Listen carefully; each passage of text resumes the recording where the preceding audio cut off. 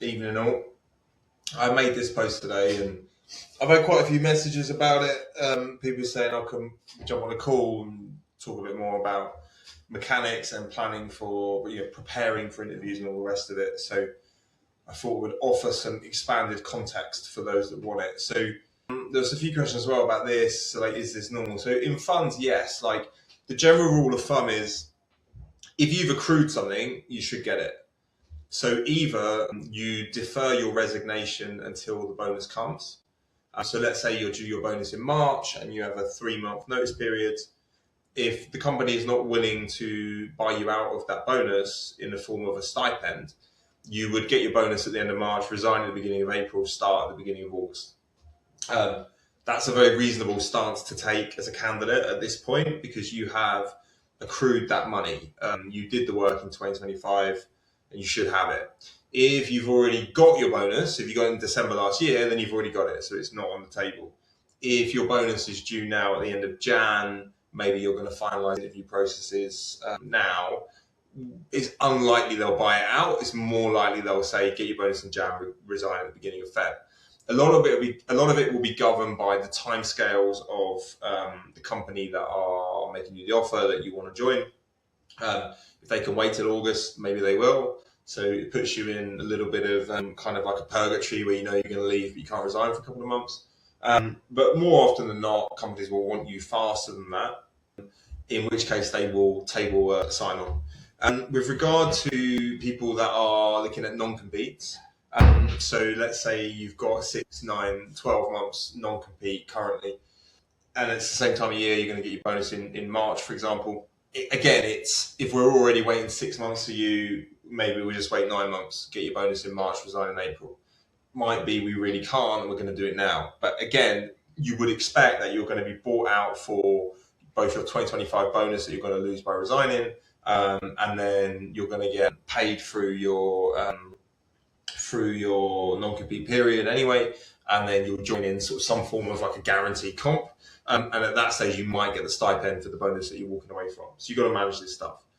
In terms of trying to gauge it, like in an ideal world, you want to be getting offers and accepting them and finishing up that contract process at the point you get your bonus.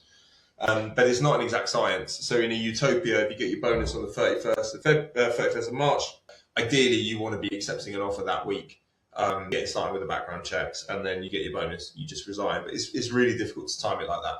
You've got to look at it that certainly with fund, processes are going to take a minimum 4 weeks for decent level perm. You're going to do 4, 5, 6 rounds at the minimum. You've got to gauge that with your own working schedule. So 4 weeks, but it might be 9 weeks. It might be 10, it might be 6. You just don't know. So I wouldn't try and time it. It's very, very difficult. There's too many variables. What you should be doing is starting to look at the market now and jumping on things that stand out as being particularly relevant.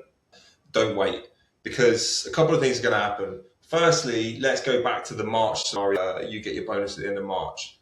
Then you start looking, let's say 8 weeks to find a new role that you're happy with.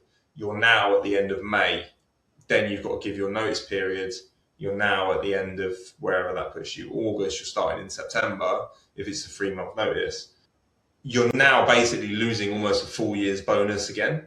And it maybe the company will pay you a full bonus for that year, even though you're only going to work for them for like 4 months, but maybe they won't. So they have no obligation to. So certainly there is the worry that the longer that you get through 2026, the more you're actually going to leave money on the table. And why are you delaying to try and not leave money on the table? So it doesn't really work. So generally speaking, I would say when right opportunities come up and good things come up, take them. Irrespective of time of year, you can't game it. But certainly looking at it now, if you can achieve a job move at the end of Q1 and get them to buy your bonus out, they may well pay you a full year in the new comp and the new bonus. And even if they don't, you're going to get 9 of the 12 months. And assumption is if you move for bigger comp.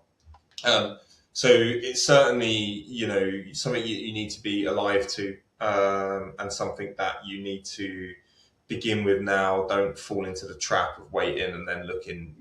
It's harder to be visible as well. There's too many people doing it at that time. It's hard to stand out. It's hard to get oversight of roles, and companies are doing their budgets like now. They're hiring now, so you might find you hit the market in March, and all the good, all those roles have now been filled. There's a much smaller pool, and then there's a lot more candidates. So yeah.